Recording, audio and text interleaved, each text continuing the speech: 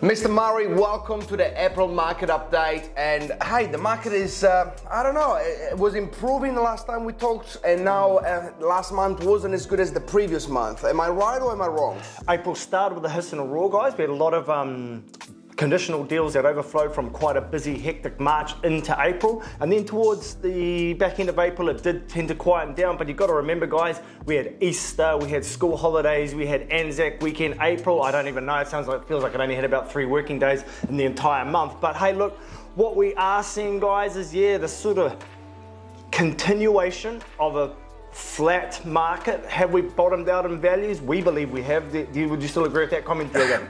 Yes, I do. But of course, when we talked last month, we were more optimistic. Yes. And I feel now that I still believe that we are at the bottom of the market, but after talking to a few brokers, to a few other good agents within the Auckland region, maybe prices are still going to drop a tiny bit. We're not talking 5%, but maybe a couple of percentage point more. Yeah, there's a few variables to go with there. I was speaking to a guy from the bank, from Westpac Bank actually last week. So over 70% of mortgages that were signed up on those special low COVID rates are yet to come off their fixed terms, but they will be coming off between now and October this year. So we'll see, we'll see how the mortgage owners handle those adjustments from those low 2% up into 5.5%, 6.5%, 6.5%, isn't it? Not 5.5. We wish it was a 5.5. No, it is 6.5. We're close to the 7. I'm being too optimistic. You are an optimist today, Mr. Murray. What'll happen with that is the weekly overflow of cash will now be reassigned to help paying that difference in the mortgage, which then lowers down spending, which sends the economy into a recession. And I'm no economist, nor do I pretend to be. We know about real estate, but what has that got to do with real estate, Diego? Well, I'll tell you what it has.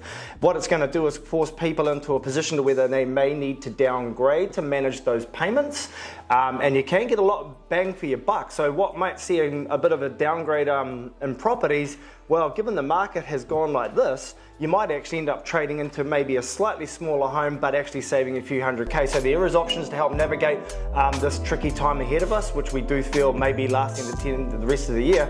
But I feel in terms of prices, yeah, maybe a little bit still more to go. But we're there or thereabouts, right? There or thereabouts. Sorry to sound negative, but that's where we're at. I reckon within the next 3 months, I still believe that we are going to be, if not the bottom now, we've got 1, 2, 3 months before prices will start coming up. Interesting, you're talking about the bank, the LVR is going to be adjusting shortly.